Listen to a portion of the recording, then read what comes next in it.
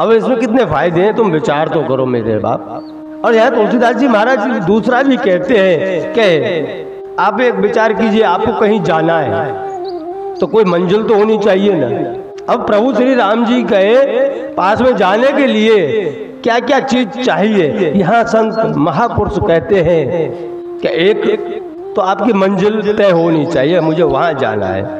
दूसरा कि रास्ते में जाने के लिए एक टिफिन, एक भोजन की व्यवस्था होनी चाहिए, जिसको भातो बोलते हैं, हमारे यहाँ भाता बोलते हैं उसको।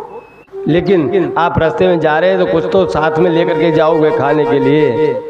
और तीसरा कि अगर आपके साथ में कोई संगाती है, संग में चलने वाला भी तो होना चाहिए, नहीं अकेला इंसान कहाँ तक चल पाएगा। उसको पता ही नहीं है कि प्रभु की मंजिल पे पहुंचने के लिए हमें किस मार्ग से जाना है, वह इस बारे में जानता नहीं है, तो कोई जानकारी भी चाहिए।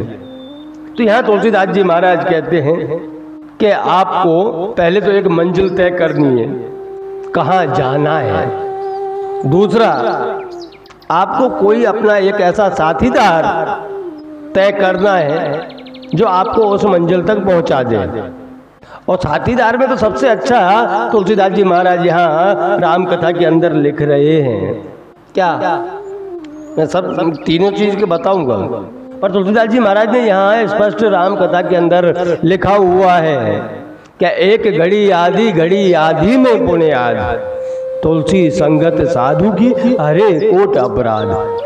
कि संग किसका करना चाहिए, संगाती कौन होना चाहिए, साथ में चलने वाला कौन होना चाहिए। तो तुलसीदास जी महाराज कहते हैं कि कोई संत, कोई साधु आपको मार्ग बताए तो उस मार्ग पे आपको चलना चाहिए, ताकि आप अपनी मंजिल तक पहुंच सको। अब यहाँ पे जो भातु, जो टिफिन के लिए बताया गया कि आपको साथ में भोजन रखना चाहिए, वो किस चीज का भोजन, भाई भूख तो लगनी चाहिए पर किस चीज की लगनी चाहिए। तो तुलसीदास जी महाराज कहते हैं कि श्रद्धा का भोजन होना चाहिए, और उसके प्रति भूख भी होनी चाहिए कि मुझे ये कार्य करना। जब तक आपके हृदय में श्रद्धा नहीं है तब तक भगवान प्राप्ति भी नहीं होने वाले, क्योंकि हम रास्ता भटक जाते हैं। यहाँ तुलसीदास जी महाराज कहते हैं कि जे श्रद्धा संबल रहित नहीं संतन कर साथ। जो इंसान के हृदय में श्रद्धा नहीं है भगवान के प्रति, और ना ही किसी संतों का साथ है, तेने रहे मानस अगमती जिन ना प्रिय रघुनाथ। ऐसे इंसान कोई काम के नहीं है जिनके जीवन के अंदर एक तो श्रद्धा नहीं है, और दूसरा संतों का साथ नहीं है, और तीसरा कि मेरे प्रिय भगवान श्री रघुनाथ जी के प्रति प्रेम नहीं है। ऐसे इंसान तो मनुष्य नहीं कहे जाएंगे, वह तो इस धरा ऊपर पशुओं की तरह आए हैं, पशुओं की तरह चले जाएंगे। यहाँ तुलसीदास जी महाराज ने सब समझा दिया कि अगर आपको स्वार्थ के हिसाब से ही भक्ति करनी है तो आपको यही इसी जन्म में, क्योंकि ये सब चौपाइयाँ बोलती है प्रभु श्री राम जी की कथा की, कि जो परलोक यहाँ सुख चाहिए, यहाँ मतलब एक तो परलोक में भी सुख चाहिए और दूसरा यहाँ भी सुख चाहिए, तो इससे दोनों प्राप्त होते हैं। क्योंकि जब तक अपने किसी के बारे में पहचानेंगे नहीं, जानेंगे नहीं, तो उसके प्रति प्रेम जागृत नहीं होगा, और जब तक प्रेम जागृत नहीं होगा तब तक उसके सुख के बारे में हम अनुभव नहीं कर सकते।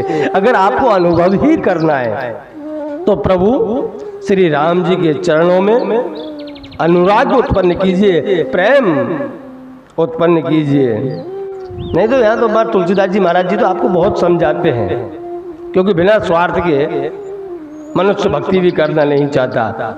एक तो ये कह दिया कि जो परलोक यहाँ सुख चाहे हो, यानी परलोक में भी सुख है, यहाँ भी सुख है।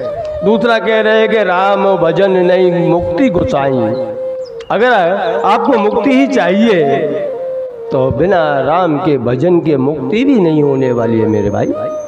फिर तुलसीदास जी महाराज आपको और बता रहे हैं कैसे हमको राम कथा श्रवण करने से, राम कथा अध्ययन करने से, राम कथा का प्रवचन करने से हमें क्या क्या लाभ होते हैं। तो यहाँ तुलसीदास जी महाराज फिर से एक और शब्द बोले हैं कि जो दायक फल चार।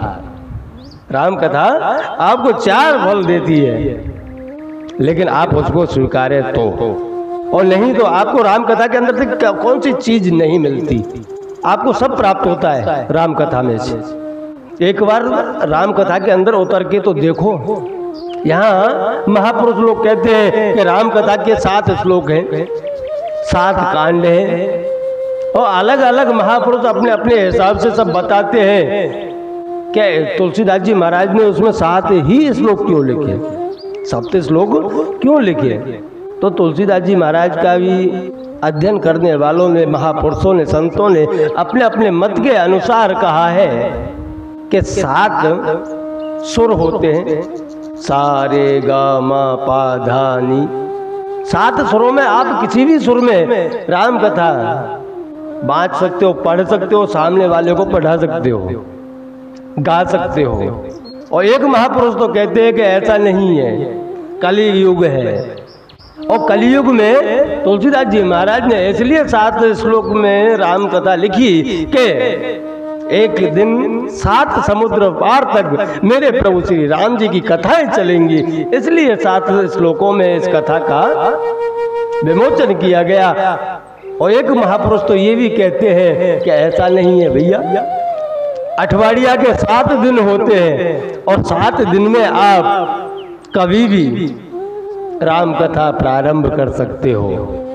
इसलिए महापुरुष जो कहते हैं अलग अलग अपने अपने हिसाब से सब बताते गए, लेकिन जो मैं कह रहा हूँ कि आपको अपने जीवन के लिए इसमें से कुछ निकालना है तो सब कुछ निकलेगा।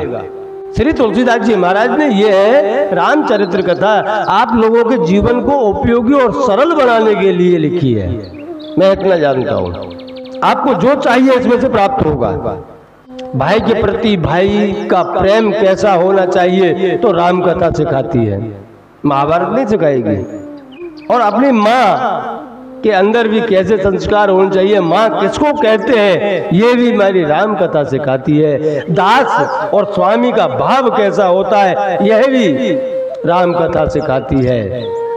हनुमान और प्रभु श्री रघुवीर की दास भक्ति और स्वामी भक्ति आप यहाँ देख सकते हो।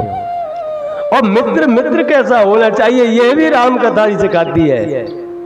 क्या नहीं सिखाती ये बताइए आप। आपके अरे यहाँ तक भी बताती है कि आपके कर्म भी कैसे होने चाहिए, तो इससे अपने को कितना बड़ा लाभ होता है। यहाँ तुलसीदास जी महाराज ने खाली लाभ बताए 4 ही बताए, जो दायक फल 4 ही फल बताए मुख्य। पर मैं तो ये कहता हूँ कि आपके जीवन की हर दिन का फल इसके अंदर है।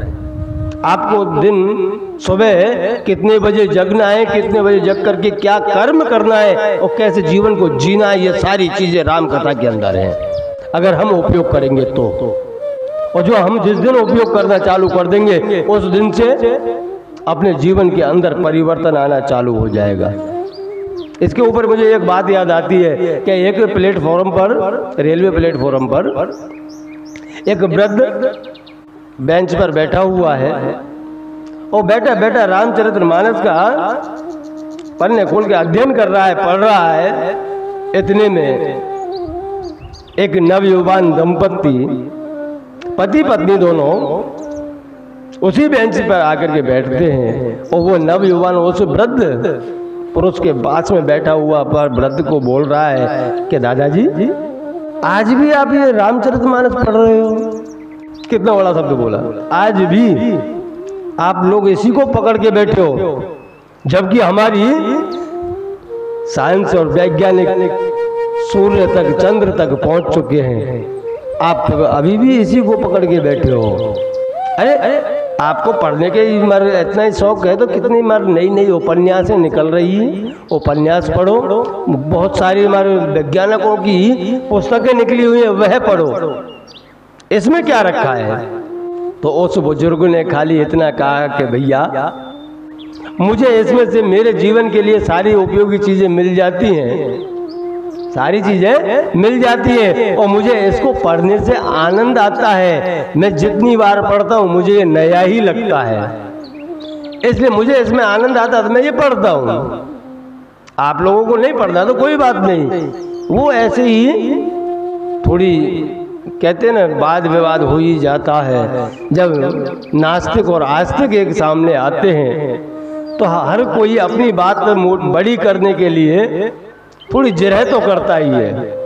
अब वहाँ जिरह हो रही थी, इतने में ट्रेन आई और ट्रेन का स्टॉप खाली 2 मिनट का था, और उस 2 मिनट के स्टॉप में दादाजी ने तो स्वयं की रामायण उठाई, बंद की और झड़प के चढ़ गए, दौड़ करके चढ़ गए। उधर वह नवयुवान भी उसमें चढ़ गया।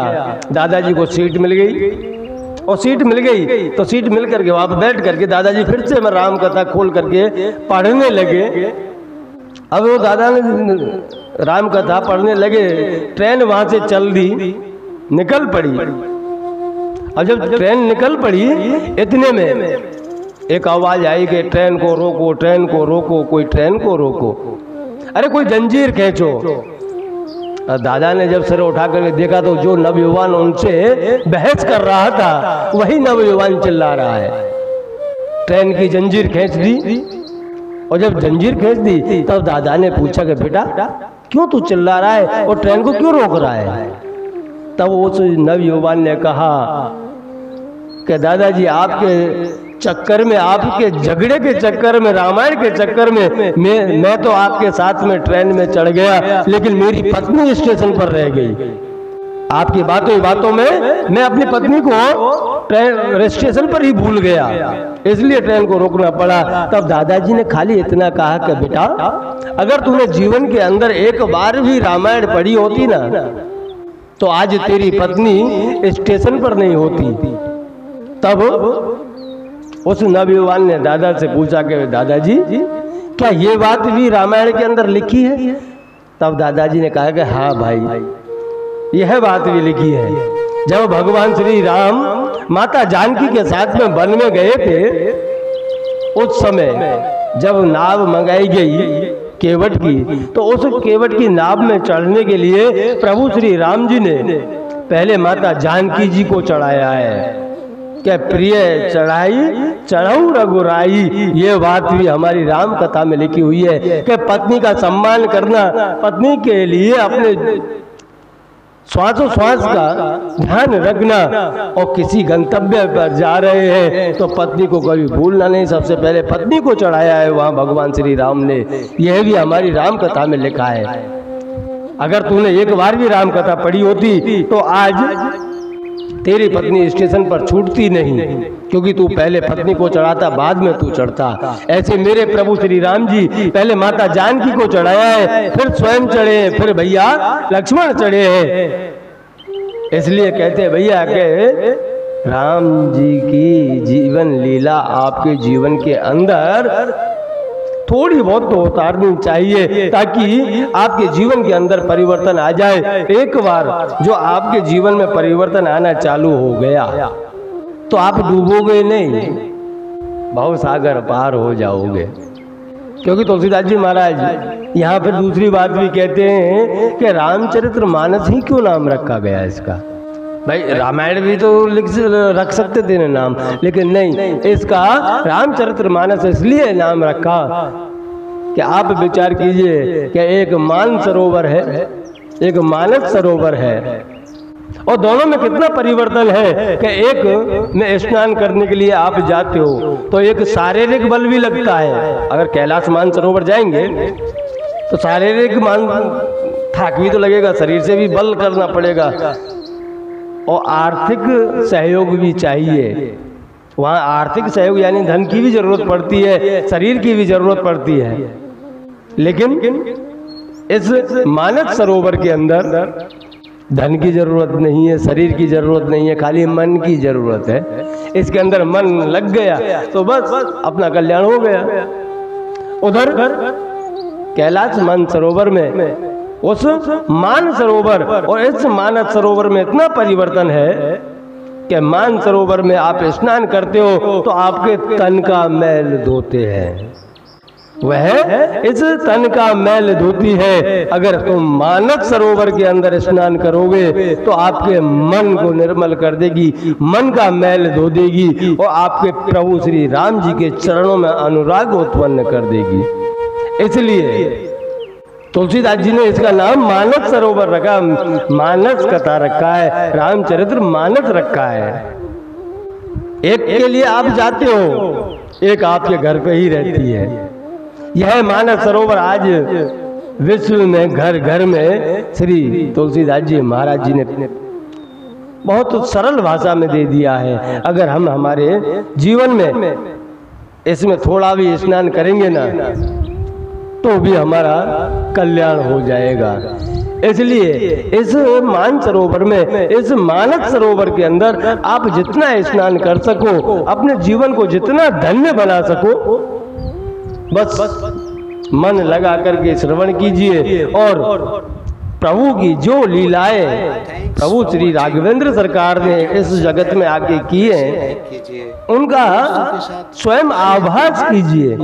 क्योंकि हृदय में आभास कब होगा? जब किसी चीज के लिए प्रेम होगा।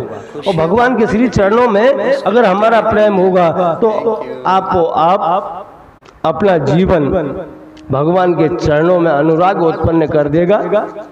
क्योंकि रोज रोज अभ्यास करने से अनुराग तो उत्पन्न हो गई, हम फिर उनकी लीलाओं में आनंद लेंगे और वह परम आनंद आपको कोई संपत्ति नहीं दे सकती।